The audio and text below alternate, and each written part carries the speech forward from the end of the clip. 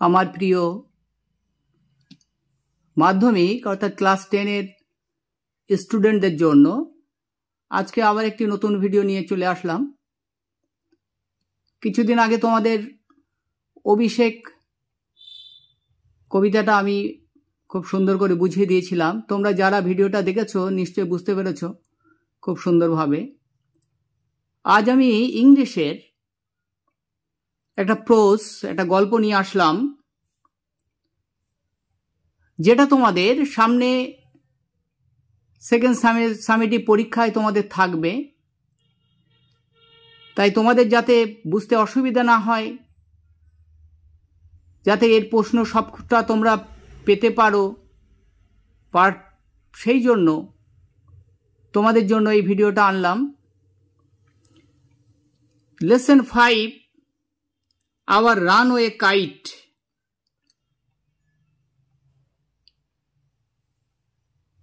Hour runaway kite অর্থাৎ আমাদের পলাতক ঘুড়ি। লিখেছেন লুসি মড মন্টগোমারি।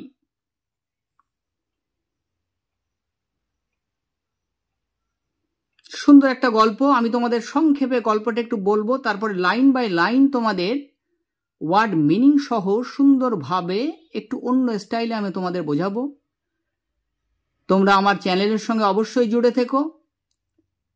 যারা চ্যানেলে নতুন তারা অবশ্যই সাবস্ক্রাইব করে দাও, আর বেল আইকনটাকে প্রেস করে দাও, অল করে রাখো, যাতে সবার আগে এই ধরনের গুরুত্বপূর্ণ ভিডিও তোমরা পেতে পারো।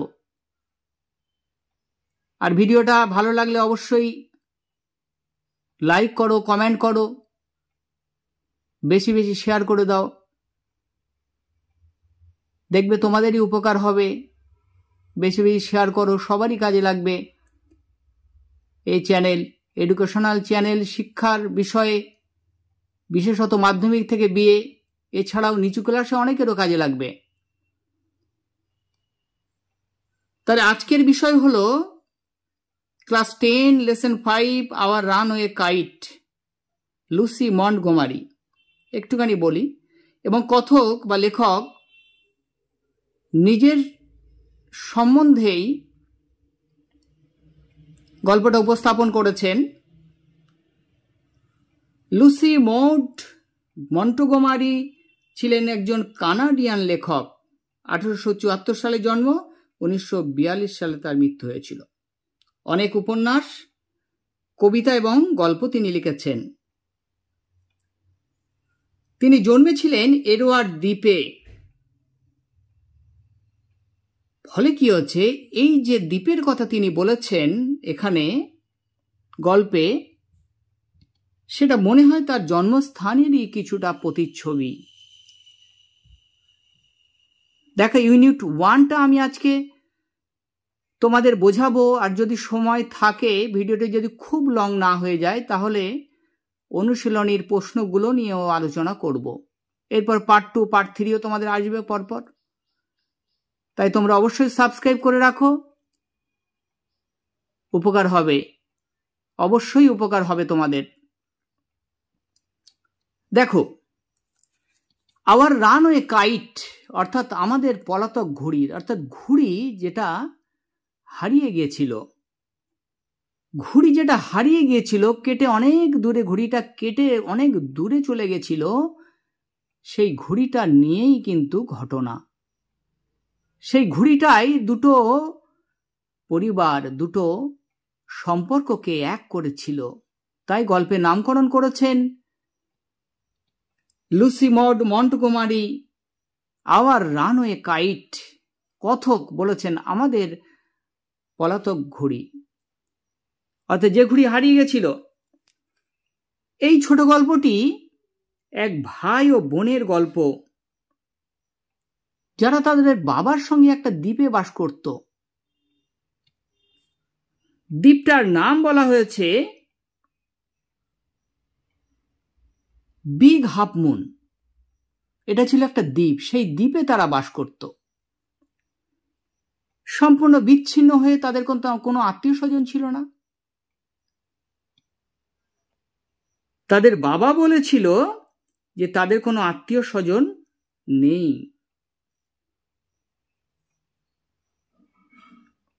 তাদের এই দ্বীপে একাকিত্ব জীবন খুবই নিঃসঙ্গ লাগত। ক্লড,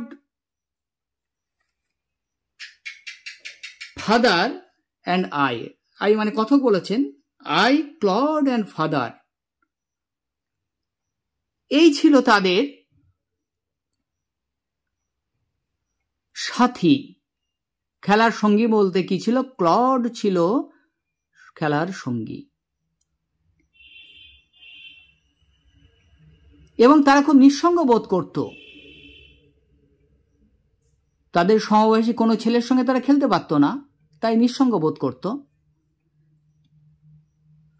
আবার যখন শীতকালে আসতো, তুষারপাতের ফলে তাদের মেইনল্যান্ডে চলে যেতে হতো। তাহলে দ্বীপ হলো বিচ্ছিন্ন একটা জল দ্বারা বেষ্টিত একটা অঞ্চল, সেখান থেকে তারা মেন ভূমিতে, প্রধান ভূমিতে চলে যেত। সেখানে অনেকে খেলার সঙ্গী সাথী তাদের থাকতো।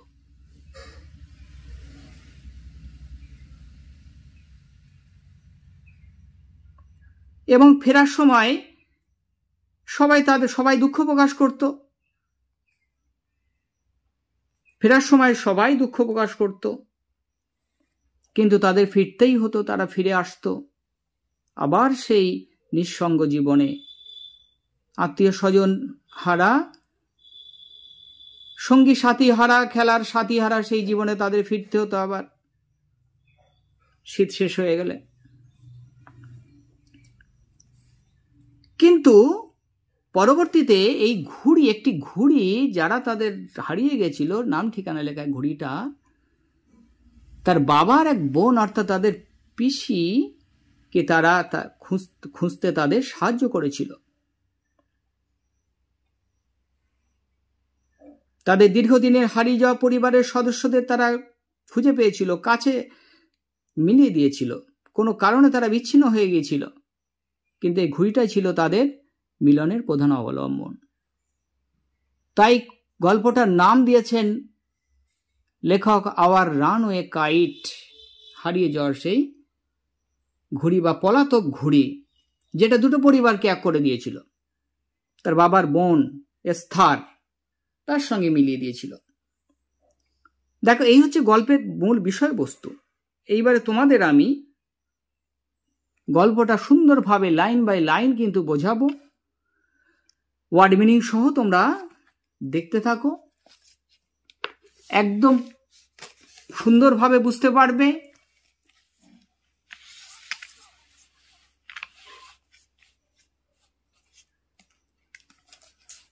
দেখো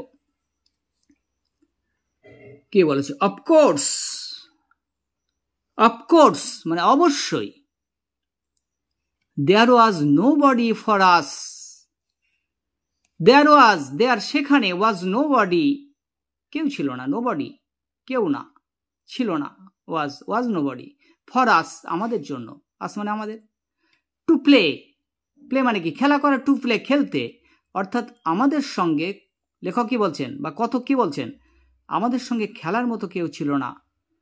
with on the big half moon, big half মুনে, তাহলে বিগ হাফ মুন আমি আগে বলেছি তোমাদের একটা দ্বীপ, সেই দ্বীপে কথক বা লেখক এবং তার বাবা এবং ক্লড থাকত। We just had to make the most of each other, we just had, আমরা যতটা সম্ভব to make the most each other, to make most each other, একে অন্যের সঙ্গে উপভোগ করতাম, খেলা উপভোগ করতাম একে অন্যের সঙ্গে, অর্থাৎ ক্লড অ্যান্ড আই মানে লেখক কথক, অ্যান্ড উই ডিড, আমরা তাই করতাম। অর্থাৎ কত কি বলেছেন যে আমরা মানে কে, আমরা মানে ক্লড অ্যান্ড কথক, আই বলেছেন, আর ফাদার ছিল বলছে আমরা উপভোগ করতাম খেলাটা নিজেদের মধ্যে। উই লিভ, আমরা বাস করতাম, লিভ মানে কি বাস করা, উই মানে আমরা, on the big half moon island, big half moon island মানে দ্বীপপুঞ্জ, দ্বীপ। আমরা বিগ হাফ মুন দ্বীপে বাস করতাম। We are father, we are আমরা ছিলাম, আমরা হই, কে কে ছিলেন? ফাদার বলছেন বাবা ছিলেন, অ্যান্ড ক্লড, ক্লড ছিল, অ্যান্ড আই এবং আমি, and aunt Esther, aunt Esther and Mimi and Dick. তাহলে যাকে পাওয়া গেছিল তার সেই পরবর্তীকালে ঘুড়ির মাধ্যমে কে? Aunt Esther. এস্থার ছিল বাবার বোন এবং তার সন্তান Mimi and Dick. It used to be only father. It used to be only father. আগে ছিলাম। And Claude and I, Claude এবং আমি, বলছে আগে ছিলাম ক্লড এবং আমি। It is all on account of the kite. বলেছে it is all on, এটা ছিল কেবল অ্যাকাউন্ট টু কাইট, ঘুড়িটার জন্য, that there R more of us, there সেখানে, আর মোর অফ আস আমরা সবাই।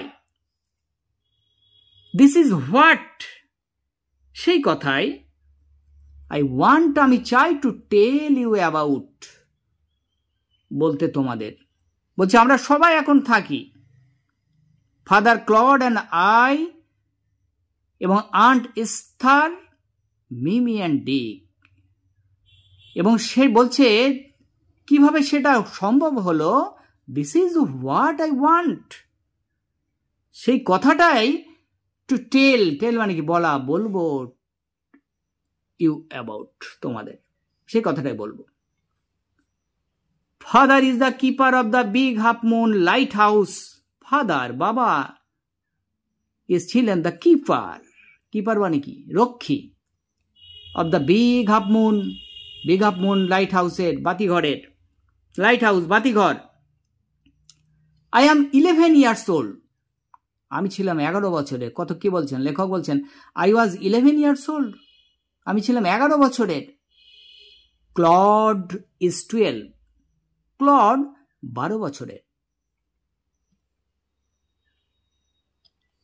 ইন উইন্টার, শীতকালে, হোয়েন দি হারবার মানে কি? পোতাশ্রয়। হারবার মানে পোতাশ্রয় বা বন্দর। হোয়েন দ্য হারবার, বন্দরটা, ইজ ফ্রোজেন ওভার, জমে যেত। কোন সময়? শীতের সময়, উইন্টার।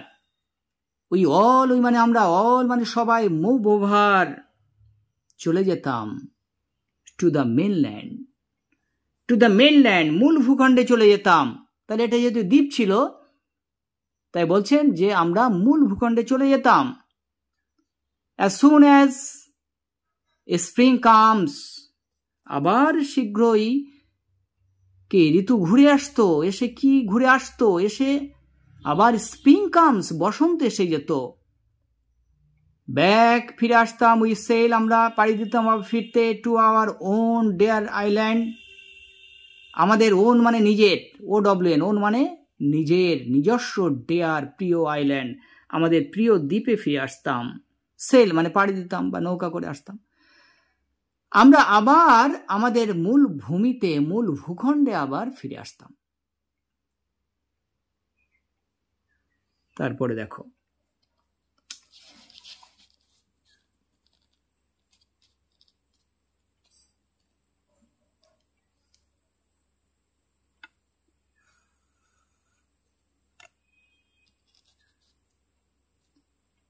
দি ফানি পার্ট, মজার বিষয়টা ছিল কি? ফানি মানে মজা, পার্ট মানে অংশ। মজার বিষয়টা ছিল টু বি দ্যাট পিপল, ওই সব লোকেরা,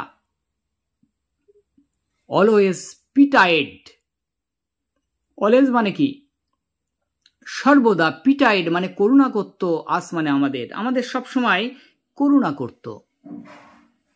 when, যখন, দ্য টাইম, সময়, কেম, সময় আসতো, ফর আস আমাদের, টু রিটার্ন, তাহলে এখানে কি বলা হচ্ছে, মেনল্যান্ডে চলে যেত কোন সময়, শীতকালে, কিন্তু যখন ফেরার সময় আসতো তখন সবাই দুঃখ পেত। করুণা করতে মানে দুঃখ পেত তখন সবাই, ওই সময় ফেরার সময় মেনল্যান্ড থেকে যখন বিগ হাফ মুনে যখন ফিরে আসতো। দে সেইড, তারা বলতো, we must be so lonesome over there. তারা কি বলতো, উই মাস্ট, আমরা অবশ্যই, we must be so lonesome, আমরা এতটাই একাকী ওভার দেয়ার, সেখানে সেখানে আমরা এতটাই একাকী, এতটাই নিঃসঙ্গ। উইথ নো আদার চিলড্রেন, আমাদের সঙ্গে নেই, নো আদার চিলড্রেন, অন্য শিশুরা, নিয়ারাস, কাছাকাছি কোনো অন্য শিশু নেই, ছিল না। অফকোর্স, অবশ্যই, ক্লড অ্যান্ড আই, ক্লড এবং আমি, would have liked to have someone to play with us. কি বলেছে, ক্লড এবং আমি, উড হ্যাভ লাইকড, লাইক মানে কি, পছন্দ করা, লাইকড পছন্দ করতাম, ভাবতাম, এটা আমাদের মনে ছিল, টু হ্যাভ সামওয়ান, যে কেউ, two play with us, play মানে খেলুক, উইথ আস আমাদের সঙ্গে। আমরা চাইতাম, লেখক কি বলছেন, যে আমরা চাইতাম যে আমাদের সঙ্গে কেউ খেলুক, এটা আমরা চাইতাম। It is hard to run pirates caves, it hard to run, এটা কঠিন ছিল, রান দৌড়ানো, পাইরেটস কেভ, জলদস্যুদের সেই গুহা, পাইরেটস মানে জলদস্যু, জলদস্যুদের গুহায়, অ্যান্ড থিংস লাইক দ্যাট, এই বিষয়টি ওয়াজ অনলি টু, দুজন মিলে এটা করা খুব কঠিন ছিল। But we use to quarrel a good deal, আমরা কি করতাম, but we use to quarrel a good deal with the mainland children in winter. কিন্তু বলছে, দেখো, উই ইউজ টু কোয়ারেল, আমরা ঝগড়া করতাম, a good deal with their মেনল্যান্ডের ছেলে মেয়েদের সঙ্গে, ভালোভাবে, ইন উইন্টার, শীতকালে, শীতে যখন আমরা মেনল্যান্ডে চলে যেতাম তাহলে ভালো করে ঝগড়া করতাম।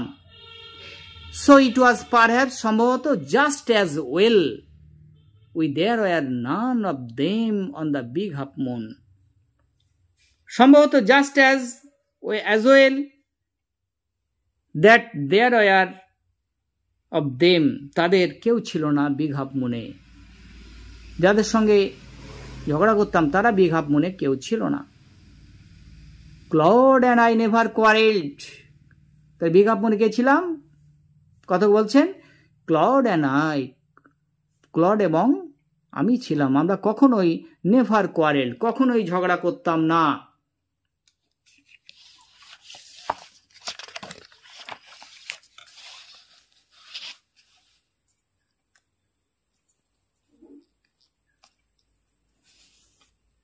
কখনোই ঝগড়া করতাম না। তারপরে দেখো,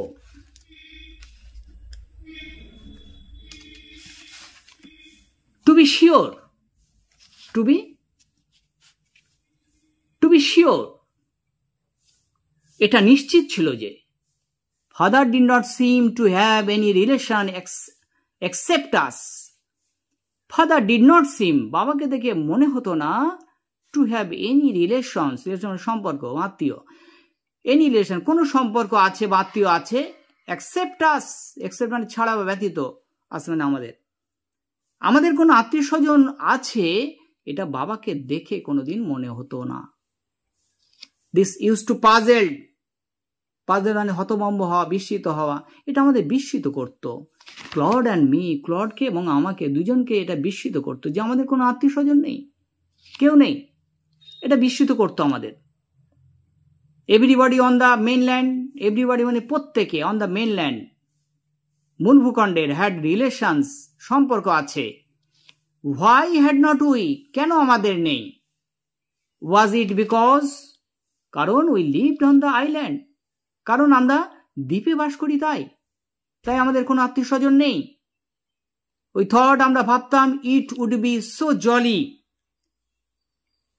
ইট উড বি, এটা খুবই মজার হতো, জলি মানে মজার হতো, to have an uncle and aunt and some cousins, আমাদের যদি কোনো আঙ্কেল অথবা কোনো আন্ট, হ্যাঁ, আঙ্কেল কাকা বা মামা, আন্ট হচ্ছে পিসি মাসি বা এই ধরনের, আরো কাকি বা অনেকে। তাহলে এই যদি থাকতো আমাদের, অ্যান্ড সাম কাজিনস, কিছু খুঁড়তুতো জাটতুতো মামাতো এইসব যদি কাজিনস থাকতো তাহলে কতই ভালো হতো, কতই মজা হতো। ওয়ান্স উই আস্কড, একদা আমরা জিজ্ঞাসা করেছিলাম ফাদার বাবাকে, অ্যাবাউট ইট, অ্যাবাউট মানে সম্বন্ধে, এই সম্বন্ধে। বাট হি লুকড সো সরোফুল, কিন্তু তাকে দেখালো খুবই দুঃখিত। বলছে একবার বাবাকে জিজ্ঞাসা করলাম যে বাবা আমাদের কেন নেই, কেন আন্ট নেই, কেন আমাদের আঙ্কেল নেই, কাজিন নেই, কেন নেই? বাবা কোনো উত্তর দিলেন না। কি বললেন? তাকে দুঃখিত দেখালো, sorrowful, that we wished we had not. আমাদের মনে হলো জিজ্ঞাসা না করলে ভালো হতো, হ্যাড নট উইশড, আমাদের মনে হলো যে জিজ্ঞাসা না করলেই মনে হয় ভালো হতো। He said it was all his fault, তিনি বললেন ইট ওয়াজ, এটা ছিল, অল হিজ ফল্ট, তারই ফল্ট মানে দোষ বা ভুল, তারই ভুল। ক্লড অ্যান্ড আই, ক্লড এবং আমি, ডিড নট আন্ডারস্ট্যান্ড, আন্ডারস্ট্যান্ড বুঝতে পারা, ডিড নট আন্ডারস্ট্যান্ড বুঝতে পারলাম না, হোয়াট হি মিন্ট, মিন্ট মানে অর্থ, মানে তিনি কি মানে করতে চাইলেন, তাহলে তিনি কি মানে করতে চাইলেন এটা আমরা বুঝতে পারলাম না। তাহলে দেখো এই ইউনিট 1টা তোমাদের সুন্দর করে বোঝালাম, ওয়ার্ড বাই ওয়ার্ড মানে, এবং যতটা সম্ভব আমি সহজ করে বোঝানোর চেষ্টা করলাম, একটু গল্প করে করে, তোমরা নিশ্চয়ই বুঝেছ। এরপরে প্রশ্নগুলো তোমাদের একটু আলোচনা করে দেবো তোমাদের সুবিধার জন্যে, তোমরা আরেকটুখানি দেখো। তাহলে আওয়ার রানওয়ে কাইটের, আওয়ার রানওয়ে কাইট এর অনুশীলনীগুলো তোমাদের সলভ করে দিচ্ছি এবার। আর তোমরা জানো যে সিন তোলা থাকে, তার থেকে প্রশ্ন থাকে, অনুশীলনীটা প্র্যাকটিস করলে এই ধরনের প্রশ্ন তোমাদের থাকতে পারে বা এর সঙ্গে মিলও থাকতে পারে, তাই আমি অনুশীলনটা একটু তোমাদের সলভ করে দিচ্ছি। দেখো দেখো বলেছে প্রথমটা, দেখো প্রথম বলছে comprehension exercise, choose the correct alternative, complete the following sentences. নিচে অল্টারনেটিভ অনেকগুলো অপশন দেওয়া আছে, তার থেকে সঠিক উত্তরটা বেছে লিখতে হবে। দেখো the keeper of the big half moon light house, সব কিন্তু বইয়ের ভিতর উত্তর আছে, সিনের ভিতরে আছে কিন্তু উত্তর, সিন থেকে উত্তর খুঁজে নিয়েই লিখবে। The keeper of the big half moon light house, big half moon light হাউসের কিপার কে ছিলেন, কিপার মানে কি রক্ষী কে ছিলেন? উত্তর দেখো,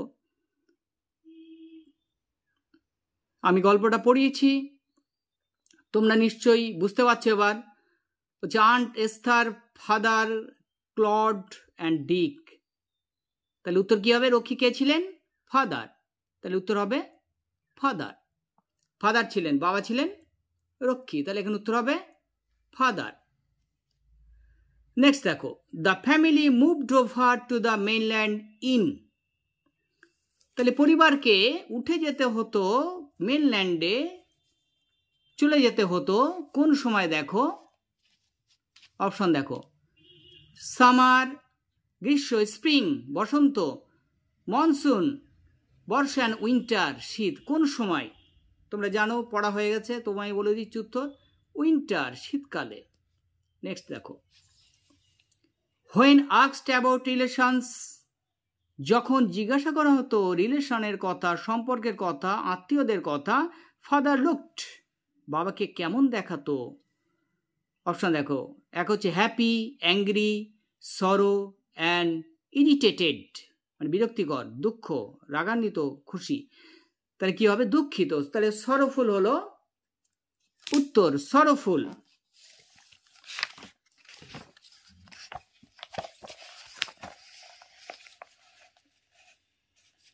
নেক্সট দেখো কি বলেছে তারপরে, fill in the chart from information from the text।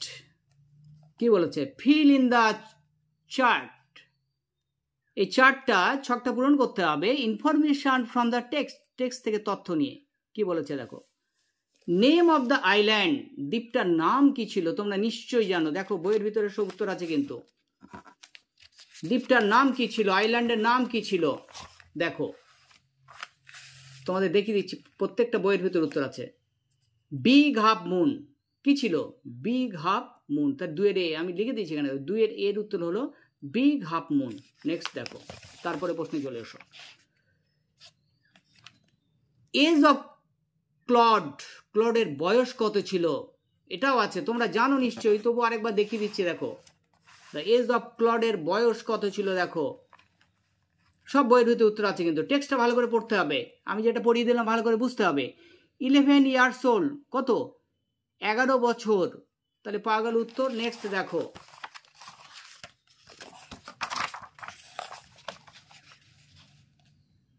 The game played, খেলা হতো, যে গেমটা খেলা হতো, played Claude and the narrator, Claude এবং ন্যারেটর খেলতো, কোন গেমটা খেলতো? দেখো এটা উত্তর বইতে আছে কিন্তু, এটাও তোমাদের দেখিয়ে দিচ্ছি ফার্স্ট পেজে। কি দেখো, এ বলেছে এই যে টু রান পাইরেটস কেভ, এই খেলাটা তারা খেলতো। তারপরে দেখো নেক্সট, দেখো এগুলো সব তোমরা ফলো করো, দেখে রেখো, পড়ে রাখবে, বইতে দাগ দিয়ে রাখবে। নেক্সট দেখো, state whether the following statements are true and false, true false, provided sentences phrase word in support in your answer, তোমার উত্তরের সপক্ষে সেন্টেন্স বা ওয়ার্ড বা ফ্রেজ দিয়ে যুক্তি দেখাতে হবে। 1 নম্বর দেখো, people felt that, লোকেরা ভাবতো Claude and the narrator, Claude এবং ন্যারেটর ওয়ার লোনসাম, খুব একা, একটা সবাই ভাবতো। তাহলে কি বলতো, এটা সত্যি তো? গল্পটা পড়ার পর তোমরা নিশ্চয়ই খেয়াল করেছো এটা সত্যি। এখানে বলেছে ইন আইল্যান্ড, দ্বীপে তারা নির্জন একাকী থাকতো, তাহলে এটা ট্রু হবে, টি হবে এখানে, তাহলে এখানে হবে টি হবে, এটা ট্রু, তাহলে এটা কি হবে? টি। সাপোর্টিং সেন্টেন্স দেখো, তোমাদের দেখিয়ে দিলে তোমরা আরো পরিষ্কার হয়ে যাবে তোমাদের। দেখো বইতে কি আছে দেখো, তাহলে 3 এর 1, খেয়াল করো 3 এর 1, এই দেখো এখানে দেখো কি বলেছে, দে সেড তারা বলতো, তাহলে মেনল্যান্ডে যখন যেত দে সেড তারা বলতো we must be so lonesome over there, সেখানে আমরা খুবই একাকী নিঃসঙ্গ থাকি। বোঝা গেল? তাকে এটা হলো সাপোর্টিং সেন্টেন্স। 3 এর 1 লিখে দিয়েছি, তোমরা এটা দেখে নিও, ট্রু হবে কিন্তু, ট্রু। নেক্সট দেখো,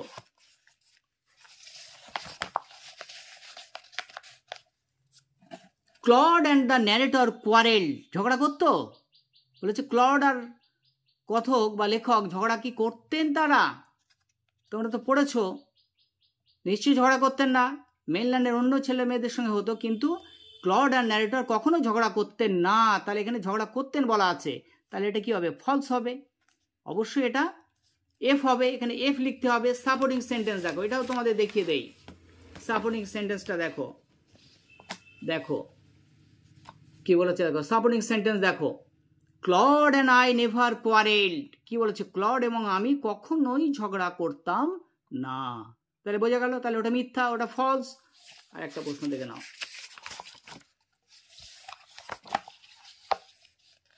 লাস্ট প্রশ্ন ইউনিট 1 এর, নোবডি অন দ্য মেনল্যান্ড, মেনল্যান্ডের নোবডি হ্যাড রিলেশনস, কারো কোনো রিলেশন ছিল না।